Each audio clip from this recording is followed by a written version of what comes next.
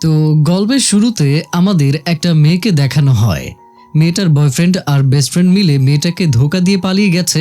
আবার মেয়েটার ক্রেডিট কার্ডও তারা ব্যবহার করে লাখ টাকা শেষ করে দিয়েছে। তাই মেয়েটা একা বসে থেকে নিজের কষ্ট ভোলার চেষ্টা করছিল। আর তখনই সে একটা বাচ্চাকে ঝিলের কিনারায় দেখতে পায়। হঠাৎ করেই সেই বাচ্চাটা কয়েক সেকেন্ডের মধ্যেই অদৃশ্য হয়ে যায়। এত বড় জায়গায় হঠাৎ করে সে কোথায় যেতে পারে? এসব ভাবতে ভাবতে মেয়েটা ঝিলের ভেতরে তাকায় আর দেখে বাচ্চাটা পানির ভেতরে ডুবে যাচ্ছে।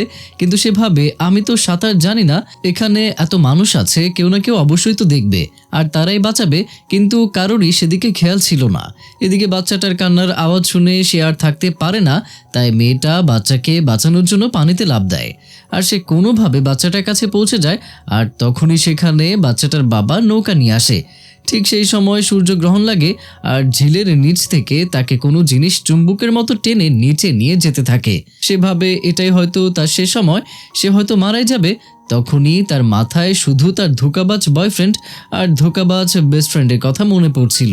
সে মারা যেতে চাচ্ছিল না, কিন্তু ধীরে ধীরে সে জ্ঞান হারিয়ে ফেলে। অনেক সময় পর সে অনুভব করতে পারে যে কোনো জিনিস তাকে ওপরের দিকে তুলছে। পানি থেকে বের হয়েই সে দেখে যে সবকিছুই বদলে গিয়েছে। সে মারা যায়নি, কিন্তু সামনেই একটা লোক এসে গোসল করতে দেখতে পায়।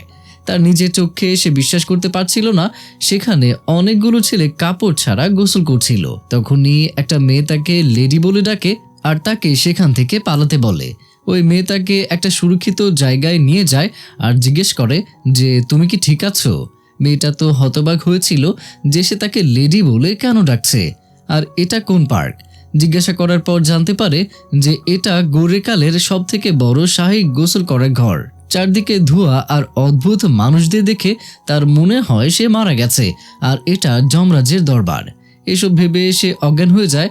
যখন তার জ্ঞান ফেরে তখন দেখে সে একটা রুমের মধ্যে আছে আর পাশে বসে থাকা একজন মহিলা তাকে হেসু বলে ডাকছিল। সে বলতে থাকে যে আমার নাম গোহেজুন, কিন্তু কেউই তার কথা শুনছিল না। তার সবকিছু মনে পড়ে যায় যে সে কিভাবে পানিতে পড়ে গিয়েছিল।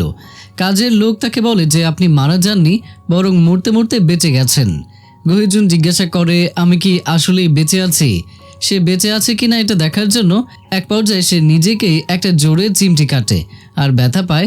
তার মানে সে সত্যিই মারা যায়নি। তাই সে তাড়াতাড়ি বাইরে বের হয়ে যায়। কিন্তু সেখানকার দৃশ্য দেখে সে একদমই অবাক হয়ে যায়, কারণ এরকম জায়গা সে আগে কখনোই দেখেনি। সব লোকেরা অদ্ভুত এবং পুরনো যুগের কাপড় পরেছিল। সে ভাবতে থাকে যদি আমি মারা না যাই তাহলে এটা কোন জায়গা। তখন ওই দুজন মহিলা এসে বলে তোমার নাম হেসু আর তুমি আমাদের চাচাতো বোন। তখন হেসু বুঝতে পারে যে সে বেঁচে তো আছে, কিন্তু এখন তার নাম হেসু। এটা গৌরীর যুগ ছিল। হেসু বুঝতে পেরে যায় যে সে এখন অন্য কারো শরীরে প্রবেশ করেছে, তার মানে সে টাইম ট্রাভেল করেছে। সে তার গাল স্পর্শ করে দেখে তার হাতের আঘাতগুলো অদৃশ্য হয়ে গিয়েছিল আর তার স্কিন এখন অনেক ফর্সা আর নরম ছিল। এসব দেখে তার অনেক মজা লাগে আর ভাবে গৌরীকালেও মানুষ তার স্কিনের এত খেয়াল রাখে।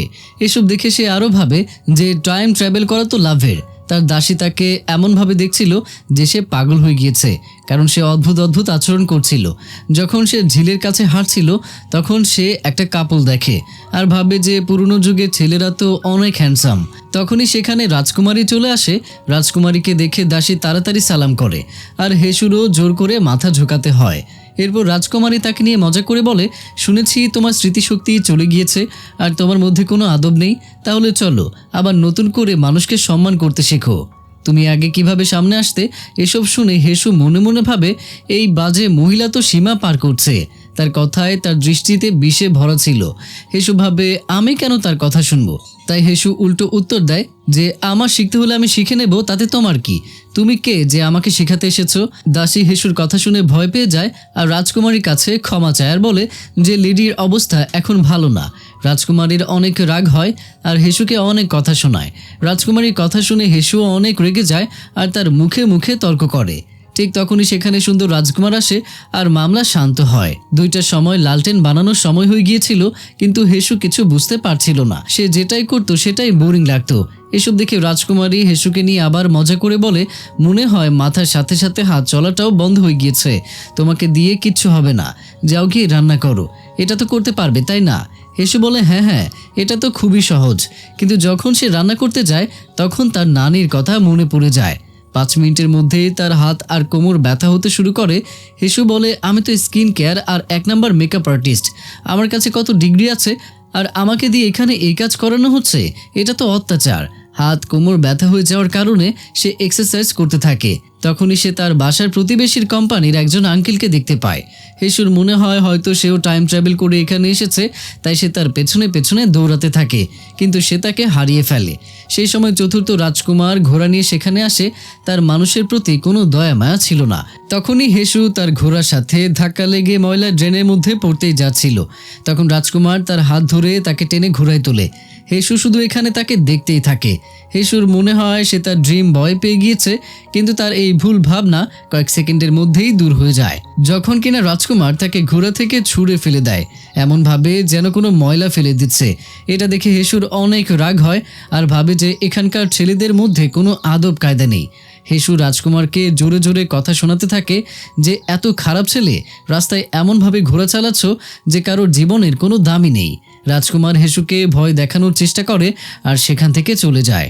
এরপর একজন ভালো মহিলা হেসুর কাছে এসে তাকে বোঝানোর চেষ্টা করে যে এটা রাজকুমার আর সে খুবই খারাপ, সে যে কাউকে হত্যা করতে পারে, তুমি বেঁচে গেছো এটাই বড় কথা। সে বলে যে রাজার ছেলে অনেক আছে আর সবাই তাদের জন্য পাগল। তখনই দাসী আসে আর তাকে বাসায় নিয়ে যেতে থাকে, কারণ রাজকুমারী অনেক রেগেছিল, কারণ হেসু রান্না করতে করতে হাত পুড়িয়ে ফেলেছে। হেসু লুকিয়ে লুকিয়ে ঘুরছিল, কারণ সে ভয় ছিল যে রাজকুমার যদি তাকে দেখে আর তাহলে তাকে বকা দিতে শুরু করবে। তখন 10 নম্বর রাজকুমার তাকে দেখে ফেলে আর তাকে ধরে টেনে নিয়ে আসে আর বলে, সত্যি করে বলো, কাল তুমি আমাদের গোসল করতে দেখেছিলে। এই কথা শুনে হেসু ভয় পেয়ে যায় আর হাত জোর করে না বলে আর সেখান থেকে চলে যায়। কিন্তু 10 নম্বর রাজকুমারের বিশ্বাস হয়ে গিয়েছিল যে এটাই সে মেয়ে, তাই সে তাকে ধরার জন্য তার পেছনে পেছনে যায়। যখন সে হেসুকে খুঁজছিল তখন সে দেখে একটা মেয়ে পর্দার পেছনে কাপড় চেঞ্জ করছিল আর সে এটা সেখানে দাঁড়িয়ে লুকিয়ে লুকিয়ে দেখতে থাকে। কিন্তু রাজকুমার এটা জানতো না যে তাকেও কেউ দেখছে। তখনই হঠাৎ করে সেখানে হেসু আসে আর সে রাজকুমারকে থামিয়ে বলে, ওই বদমাইশ, তোর লজ্জা নেই যে অন্য একজনকে কাপড় চেঞ্জ করতে দেখছিলি? তখন হেসু রাজকুমারকে বলে, চল এখনই ওই মেয়ের কাছে ক্ষমা চা। এই কথা শুনে রাজকুমারের এতটা রাগ হয় যে তার চেহারা লাল হয়ে যায়। আজ পর্যন্ত কেউ তার সাথে এভাবে কথা বলেনি, তাই রাজকুমার হেসুকে চিৎকার করে বলে, আমি এই দেশের রাজকুমার, তো সাহস কিভাবে হলো আমার সাথে এভাবে কথা বলার? আর এমনিতেও আমি এরকম সামান্য দাসীকে কেন দেখব? তার যোগ্যতা কি? এরপর সে দাসীকে ভয় দেখিয়ে বলে, বল আমি কি তোকে কাপড় চেঞ্জ করতে দেখেছি? বেচারা দাসী ভয়ে কাঁপতে থাকে, তাই সে ভয়ে না বলে দেয়, রাজকুমার আমাকে দেখেনি। তখন হেসু রাজকুমারকে বলে, বদমাশ কোথাকার, একে তো কাপড় চেঞ্জ করতে দেখছিলে আর তাকে আবার ভয় দেখাচ্ছ, এখানে কোনো নিয়ম কানুনই নেই। এরপর হেসু রাজকুমারের পিছু করে আর তাকে ক্ষমা চাইতে বলে। রাগে রাজকুমার হেসুকে মাটিতে ফেলে দেয়। হেসু ভাবে, আমি আমার বাসায় বাঘিনী ছিলাম, আমাকে ধাক্কা দেওয়ার সাহস কি করে হলো? এখন তো বদলা নিতেই হবে। এরপর দুজনের মধ্যে ঝগড়া শুরু হয়ে যায়। একজন যদি চুল ধরে টানে তাহলে আরেকজন হাতে কামড়ে দেয়, আবার একজন যদি ধাক্কা দেয় তাহলে আরেকজন লাথি মারে। অবশেষে হেসু রাজকুমারকে মাটিতে ফেলে দিয়ে তার উপরে ওঠে আর তার মাথা দিয়ে রাজকুমারের মাথায় আঘাত করে। এটা দেখে বাকি সব রাজকুমার অবাক হয়ে যায় আর ভাবে যে এই মেয়ে তো অনেক ডেঞ্জারাস। যখন হেসু আবার রাজকুমারকে মারতে যাচ্ছিল তখনই চতুর্থ রাজকুমার হেসুকে থামায় আর একদিকে ফেলে দেয়। ভাগ্য ভালো যে সে সঠিক সময় হেসুর বোন আসে। তখন হেসুকে বলে যে তুমি যাকে মারতে যাচ্ছিলে সে রাজকুমার, যদি রাজা জানে তাহলে বাকি 8 জন রাজকুমারের ওপরেও রাজা রেগে যাবে। আমি তোমার মাকে প্রমিস করেছিলাম যে আমি তোমার খেয়াল রাখবো, কিন্তু তুমি তো বিপদ কম হতেই দিচ্ছ না। এসব শোনার পর হেসুর তার মায়ের কথা মনে পড়ে যায়। সে তার বাসা থেকে অনেক দিন হয় দূরে রয়েছে, সে কান্না করতে থাকে। হেসু ভাবে রাজকুমারকে মারার জন্য হয়তো কঠিন শাস্তি দেওয়া হবে, হয়তো জীবনও চলে যেতে পারে। এখন বাঁচার একটাই রাস্তা বাকি আছে, আর সেটা হলো আবার তার জামানায় পৌঁছানো। এরপর হেসু রাতে একাই একটা আলো নিয়ে ছেলেদের গোসল করার ঘরে পৌঁছে যায়। অবশ্য সে খুবই ভয় পাচ্ছিল, কিন্তু রাজকুমারকে মারার শাস্তির কথা ভেবে সাহস করে পানিতে লাফ দেয়। সে অনেক সময় পানির নিচে নিঃশ্বাস বন্ধ করে থাকে, কিন্তু সব ব্যর্থ হয়ে যায়, সে ফিরে যেতে পারে না। যেই হেসু মাথা উপরে তোলে তখনই দেখে তার সামনে চতুর্থ রাজকুমার দাঁড়িয়ে আছে। তাকে দেখে হেসুর অবস্থা খারাপ হয়ে যায়। হেসুকে দেখে রাজকুমারও বিরক্ত হয়ে যায় যে ছেলেদের গোসল করার জায়গায় এই মেয়েটা কি করছিল। তাই সে তাড়াতাড়ি তার চেহারার ওই অংশ লুকিয়ে রাখে যেখানে আঘাত ছিল। আসলে রাজকুমার চাইতো না যে কেউ তাকে দেখুক। যদি কেউ তার ওই চিহ্ন দেখে ফেলতো তাহলে তাকে সে মেরে ফেলতো। রাজকুমার রাগে হেসুর গলা চেপে ধরে আর জিজ্ঞাসা করে, তুমি কি আমার এই চিহ্ন দেখেছো? রাজকুমারের কথা শুনে হেসু ভয় পেয়ে যায় আর শুধু জীবন ভিক্ষা চায়। চতুর্থ রাজকুমার হেসুকে হুমকি দেয় যে যদি তুই বাইরে গিয়ে এই কথা কাউকে বলিস তাহলে আমিও তোর চেহারা এরকম বানিয়ে দেব। আর এতটুকু বলেই সে সেখান থেকে চলে যায়। সেখান থেকে চলে যাওয়ার সময় রাজকুমারের একটা মাথার পিন সেখানেই পড়ে যায়। যখন হেসু দেখে রাজকুমার চলে গিয়েছে তখন সে শান্তিতে নিঃশ্বাস নেয়। সত্যি বলতে সে মৃত্যুর ভয়ে একদম শেষ হয়ে গিয়েছিল। এরপর সে রাজকুমারের মাথার ওই পিন তুলে নেয় আর সেখান থেকে চলে যায়। বাসায় যাওয়ার সময় ঠান্ডাতে সে কাঁপছিল। যেহেতু -10 ডিগ্রি তাপমাত্রা ছিল তাহলে ঠান্ডা তো লাগবেই। হেসু ভেবেছিল যে আবার সে তার জামানায় চলে যাবে। সে কখনো ফিরে আসার কথা ভাবেইনি। যখন সে বাসায় ফিরে আসে তখন দেখে দরজার বাইরে অনেক লোক দাঁড়িয়ে আছে। তখন হেসুর বোন তাকে জিজ্ঞাসা করে, তুই কোথায় চলে গিয়েছিলি? আমরা কতক্ষণ ধরে তোর জন্য অপেক্ষা করছি। হেসু যখন শুনে যে এখানকার লোকও তাকে নিয়ে অনেক চিন্তিত, যে তার জন্য অপেক্ষা করছিল, তখন হেসুর প্রথমবার পরিবারের ভালোবাসা অনুভব হয়। যে সত্যিই বিশ্বাস করতে পারছিল না যে সে তার জন্য বাসায় চলে এসেছে। রাতে যখন হেসুর দাসী হেসুর চুল আশ্রয় দিচ্ছিল তখন দাসী হেসুকে বকা দেয় যে আপনি কি পাগল হয়ে গিয়েছিলেন? আপনি ওইরকম জায়গায় কেন গিয়েছিলেন? গৌরীতে যদিও ছেলে মেয়ে একসাথে গোসল করতে পারে কিন্তু চতুর্থ রাজকুমারের হাতে পড়লে অনেক বিপদ আছে। তখন হেসু জিজ্ঞাসা করে যে চতুর্থ রাজকুমার কেমন মানুষ? উত্তরে দাসী বলে তার আসল মা মহারানী আর তার সৎ মা গ্যাংলেডি। আর শুনেছি চতুর্থ রাজকুমার অনেক নির্দয় মনের মানুষ। সে ছোট প্রাণী শিকার করতে পছন্দ করে। সে ওই এলাকায় সব ভেড়াগুলোকে মেরে ফেলেছে আর সে মানুষকেও মারতেও ভাবে না। বিশেষ করে যে ওই চিহ্ন দেখে। ওই কথা শুনে হেসু ভয় পেয়ে যায়। হেসু ভাবে সে আজ বেঁচে গিয়েছে। দাসী বলে সে তো রাজকুমার এই জন্য বেঁচে গেছে। যদি কোনো সাধারণ ফ্যামিলিতে জন্মগ্রহণ করত তাহলে হয়তো আজ পর্যন্ত সে বেঁচে থাকতে পারত না। এই কথা শুনে হেসু অবাক হয় আর জিজ্ঞাসা করে, এরকম কেন? সাধারণ পরিবারে জন্মগ্রহণ করলে তার কি সমস্যা হতো? দাসী বলে গৌরীতে মানুষ সৌন্দর্যের জন্য পাগল, অসৌন্দর্য মানুষের এখানে কোনো জায়গা নেই। হেসু বলে আচ্ছা, এটা তাহলে 1000 বছরের পুরনো রীতি। পরের দিন বছরের শেষ দিন ছিল, মানে ডিসেম্বরের 30 তারিখ। সব দাসী মিলে হেসুকে তৈরি করে। হেসুর জন্য এটা কোনো শাস্তি থেকে কম ছিল না। হেসু ভাবে এটা আবার কেমন বিপদ? ভেতরে 3 পরল বাইরে 3 পরল। আমাদের জামানায় শুধু একটা টি শার্ট পরলেই হতো, তাহলেই কাজ শেষ। এখানে তো কাপড় পরতেই 2 ঘন্টা লেগে যায়। এদিকে রাজকুমারেরা একসাথে খেলছিল কিন্তু 10 নম্বর রাজকুমার কালকের ব্যাপার নিয়ে অনেক রেগেছিল। বাকি রাজকুমাররা তাকে নিয়ে মজা করে বলে, আরে ভাই, যদি কোনো মেয়ে তোকে মারে তাহলে তার মানে সে তোকে পছন্দ করে। 10 নম্বর রাজকুমার অনেক সহজ সরল ছিল, তাই বাকি রাজকুমারের কথা তার সত্যিই মনে হয়। তাই সে হেসুর সাথে দেখা করার জন্য অপেক্ষা করতে থাকে। তো রাতে হেসু আর তার দাসী বাজারে ঘুরতে বের হয়। সেখানকার দৃশ্য দেখে হেসু একদমই অবাক হয়ে যায়। এরকম জিনিস সে আজ পর্যন্ত কখনোই দেখেনি। হঠাৎ করে সে চতুর্থ রাজকুমারকে দেখতে পায় যে হাতে তলোয়ার নিয়ে একটা হামলাকারী দলের পেছনে ছুটছিল। হেসু তার পেছনে পেছনে জঙ্গলে পৌঁছে যায়। সেখানে গিয়ে সে দেখে অনেক মানুষ মারা গিয়েছে। আর এই ভয়ানক দৃশ্য দেখে সে ভয় পেয়ে যায় আর পেছনে ছুটতে থাকে, কিন্তু সোজা চতুর্থ রাজকুমারের সামনে পড়ে যায়। সেখানে একজন হামলাকারী ছিল যাকে রাজকুমার সারেন্ডার করতে বলছিল। কিন্তু যেই সে হেসুকে দেখতে পায় তখনই সে হেসুকে আটকে ফেলে আর তার গলায় তলোয়ার ধরে। এটা দেখে চতুর্থ রাজকুমার রাগে পাগল হয়ে যায় আর ওই হামলাকারী সত্যিই বলতে যাচ্ছিল, কিন্তু তখনই হেসু এসে সব প্ল্যান শেষ করে দেয়। হামলাকারী হুমকি দেয় যে যদি রাজকুমার এগিয়ে আসে তাহলে সে হেসুকে মেরে ফেলবে। চতুর্থ রাজকুমার জানতো যে যদি সে থেমে যায় তাহলে হামলাকারী বেঁচে যাবে, তার এই মেয়ের সাথে কি লেনাদেনা আছে। তাই সে ভাবে যদি এই হামলাকারীর সাথে তাকেও মেরে ফেলা যায়। তখন হেসু এই কথা শুনে আর তার পায়ের নিচের মাটি সরে যায়। তার গলা থেকে রক্ত বের হচ্ছিল আর সে তার মৃত্যু পরিষ্কার দেখতে পাচ্ছিল। তখন হেসু তার জীবন বাঁচানোর জন্য হামলাকারীর হাতে জোরে কামড়ে দেয়। হামলাকারী ব্যথায় চিৎকার করে ওঠে। সে হেসুকে আঘাত করতে চায়, কিন্তু ঠিক সেই সময়ে 8 নম্বর রাজকুমার এসে একটা তলোয়ার ছুড়ে দেয় আর হামলাকারীকে মেরে ফেলে। এসব দেখে চতুর্থ রাজকুমার অনেক রেগে যায়, কারণ যে প্রমাণ তার লাগতো সেটা ওই হামলাকারী ছাড়া কেউই জানতো না। তাই চতুর্থ রাজকুমার রাগে হেসুর দিকে তরোয়াল তুলে আর তখন 8 নম্বর রাজকুমার তাড়াতাড়ি তার তলোয়ারের মাঝখানে আসে আর হেসুকে ছাড়তে বলে আর বলে এই মেয়ে নির্দোষ, প্রমিস করছি যে আমি আসল অপরাধীকে খুঁজে বের করব। সে চতুর্থ রাজকুমারকে বোঝায় যে তাকে মেরে ফেললে কিছুই অর্জন হবে না, উত্তম এটাই হবে যে আমরা অন্য কোনো হত্যাকারীর পিছু করি। এরপর চতুর্থ রাজকুমার হেসুকে ছেড়ে দেয়। তখন হেসুর মনে পড়ে যায় যে পাশেই সে অনেক লাশ দেখেছিল। সে তাদের সবাইকে নিয়ে ওই জায়গায় যায়, কিন্তু সেখানে পৌঁছে চতুর্থ রাজকুমার আরও রেগে যায়, কারণ সেখানে একটা লাশও ছিল না। সে তখনই হেসুকে জিজ্ঞাসা করে কোথায় গেল ওই লোকেরা, তুমি তো বলেছিলে এখানে অনেক লোক মরে পড়ে আছে। অষ্টম রাজকুমারের দৃষ্টি অনেক প্রখর ছিল। সে পাশের একটা গাছের উপরে রক্ত দেখে আর বলে হ্যাঁ, এখানে হত্যা করা হয়েছে, কিন্তু লাশগুলো খুবই পরিষ্কারভাবে এখান থেকে সরিয়ে ফেলা হয়েছে। এই কথা শুনে চতুর্থ রাজকুমার হত্যাকারীকে খোঁজার জন্য অন্যদিকে চলে যায়। হেসু দেখে ওই লোক যে তাকে মারতে চেয়েছিল সে অবশেষে চলে গিয়েছে। তখন সে অনেক জোরে জোরে কান্না করতে শুরু করে আর বলে আমি কি ক্ষতি করেছি? ওই লোক হামলাকারীর কাছে আমাকে মেরে ফেলার জন্য ছেড়ে দিয়েছিল, আর সে নিজেও আমাকে শেষ করতে চেয়েছিল। এসব বোকা বোকা কথা শুনে অষ্টম রাজকুমার হাসে। এরপর সে হেসুকে জড়িয়ে ধরে আর তাকে চুপ করিয়ে বলে এখন সবকিছু ঠিক আছে, ভয় পেও না। রাতে যখন হেসু আঘাতের জায়গায় পট্টি বেঁধে ঘুমাতে যাচ্ছিল তখন রাস্তায় আবারও তার চতুর্থ রাজকুমারের সাথে দেখা হয়। চতুর্থ রাজকুমারের চোখ এতটাই ভয়ঙ্কর ছিল যে তাকে দেখা মাত্রই হেসুর দাসী ভয়ে পালিয়ে যায়। হেসু তাকে ডাকতে চেয়েছিল, কিন্তু ভয়ে তার মুখ দিয়ে কোনো শব্দই বের হয় না। চতুর্থ রাজকুমার এগিয়ে এসে হেসুর গলা চেপে ধরে আর বলে সত্যি করে বল, তুই সেদিন রাতে কি দেখেছিস আর ওখানে কি করছিলি? তখনই সেখানে অষ্টম রাজকুমার আসে আর সে চতুর্থ রাজকুমারকে থামায়। হেসুর তখন মনে পড়ে যায় আর সে বলে ওই হামলাকারী কালো কোট পরছিল।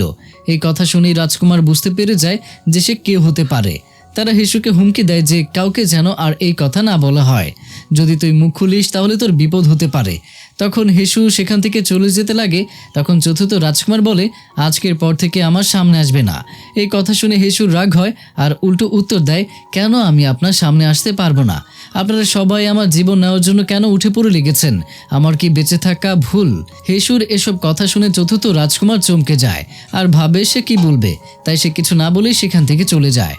এরপর অষ্টম রাজকুমার হেসুকে তার রুম পর্যন্ত ছাড়তে আসে আর সে হেসুর রুমে অনেক মোমবাতি জ্বালিয়ে দেয় যাতে হেসু ভয় না পায় আর খারাপ স্বপ্ন না দেখে।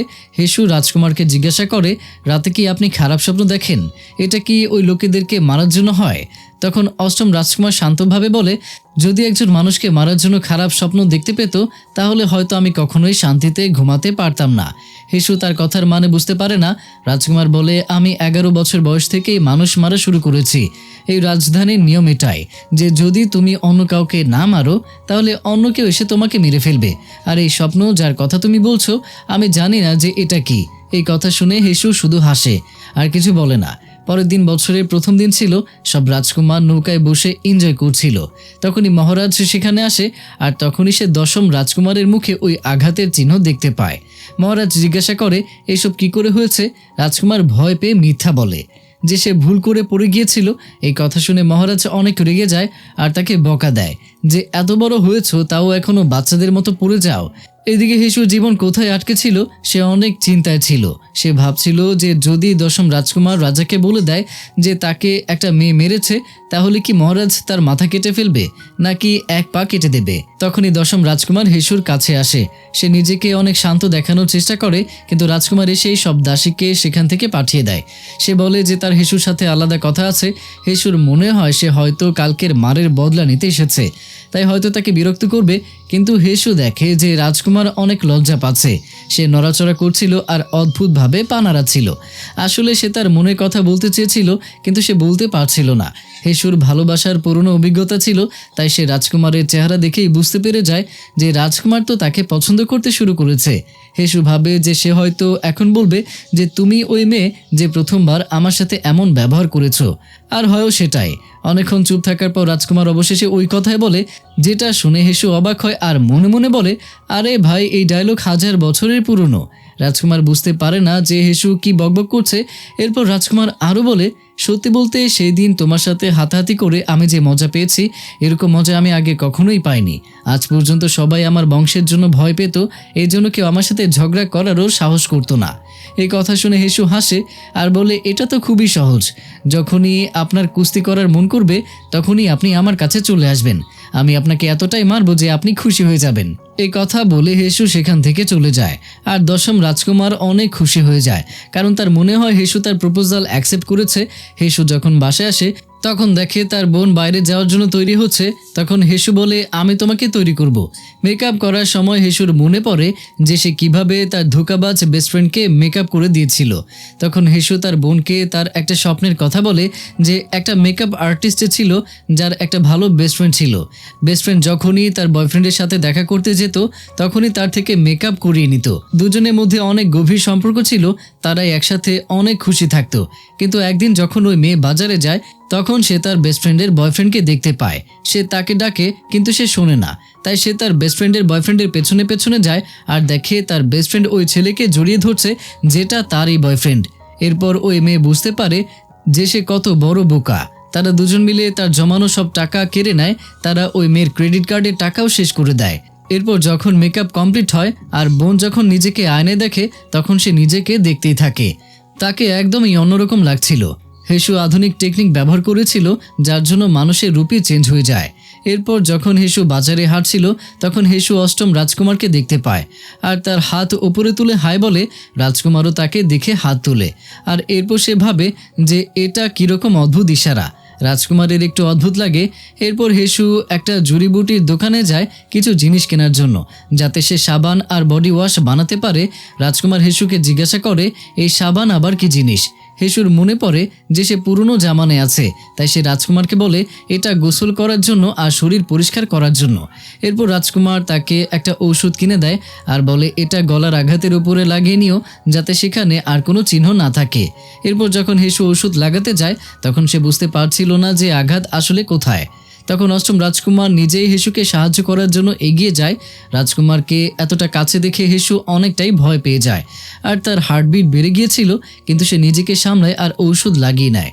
তখনই তার বড় বোন হঠাৎ করে অজ্ঞান হয়ে যায় আর রাজকুমার তাকে কোলে তুলে নিয়ে বাসার দিকে চলে যায়। বাসায় গিয়ে যখন দুজন তার বোনের সেবা করছিল তখন ভুল করে রাজকুমারের হাতে হেসুর হাতের স্পর্শ লেগে যায়।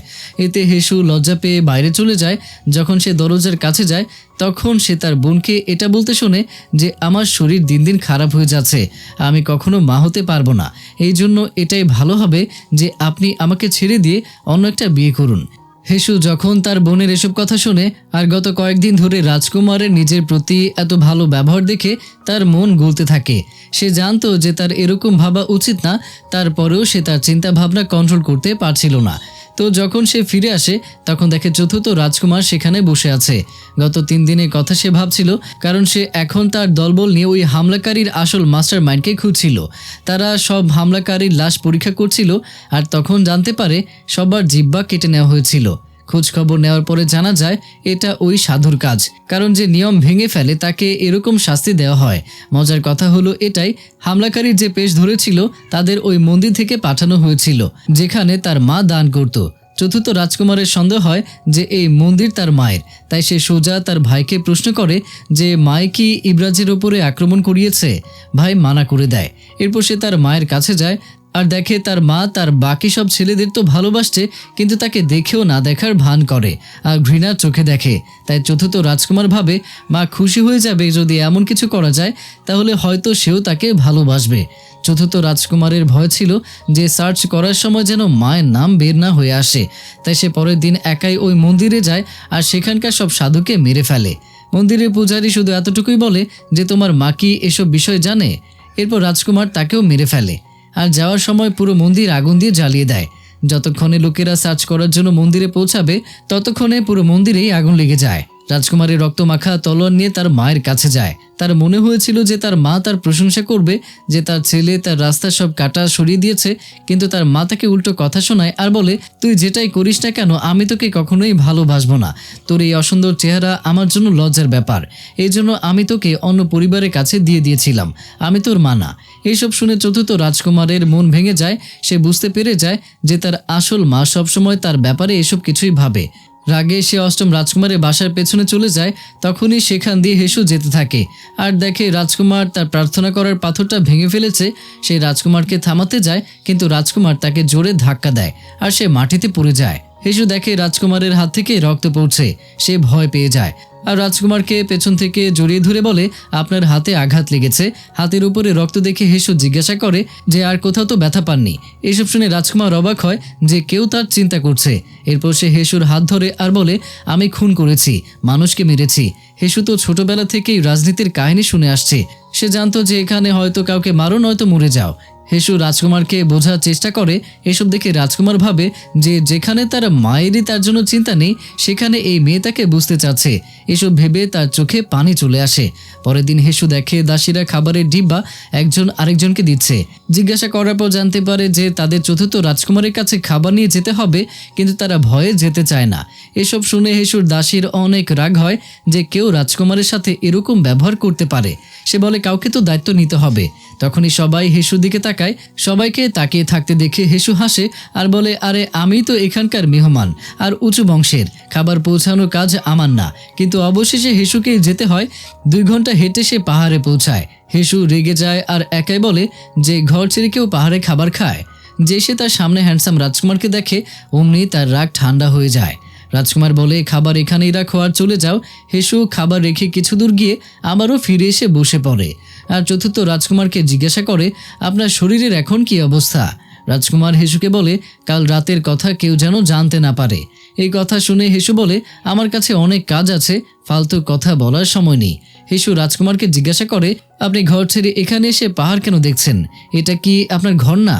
রাজকুমার উত্তর দেয়, ঘর ওইটাই যেখানে আপন মানুষ থাকে। এই কথা শুনে হেসু অবাক হয় আর জিজ্ঞাসা করে, কিন্তু আপনার মা বাবা ভাই বোন সবাই তো সেখানেই থাকে। হেসুর কথা শুনে রাজকুমার কিছুই বলে না। নিচে নামার সময় রাত হয়ে গিয়েছিল। হেসু ভারী কাপড় পরেছিল আর হাতে ভারী খাবারের ডিব্বাও ছিল, তাই হাঁটতে তার অনেক কষ্ট হচ্ছিল। রাজকুমার হেসুকে সাহায্য করতে চাচ্ছিল, কিন্তু তার মনে হয় যে আমার জন্য তার যদি অসম্মান হয়ে যায়, তাই সে হাত ঠিকই বাড়ায় কিন্তু ডিব্বা ধরে না। পরের দিন হেসু তার বোনের ওই কথা ভাবছিল, যেখানে সে রাজকুমারকে দ্বিতীয় বিয়ে করতে বলছিল। ঠিক সেই সময়ে 10ম রাজকুমারের বাচ্চাদের খেলনা নিয়ে হেসুর কাছে আসে আর তাকে দিতে থাকে। হেসু বলে, আমি কোনো 3 বছরের বাচ্চা না, আমি এখন অনেক বড় চিন্তায় আছি। রাজকুমার জিজ্ঞাসা করে, আসল কথা কি আমাকে বলো। হেসু তাকে জিজ্ঞাসা করে, আপনার কি বিয়ে হয়েছে? রাজকুমার লজ্জা পায় আর বলে, না, এখনো হয়নি। হেসু রাজকুমারকে জিজ্ঞাসা করে, আপনি কতগুলো বিয়ে করতে চান? রাজকুমার লজ্জা পায় আর উত্তর দেয় যে আমি তো শুধু একটাই বিয়ে করতে চাই আর তার সাথেই বৃদ্ধ হতে চাই, যাকে আমি ভালোবাসবো। হেসু রাজকুমারের প্রশংসা করে যে সে খুবই ভালো মানুষ। রাজকুমারও অনেক ভালোবেসে বলে, হ্যাঁ, সে শুধু তার জন্য এরকম। আর এখানেই এই পার্টটাও শেষ হয়ে যায়।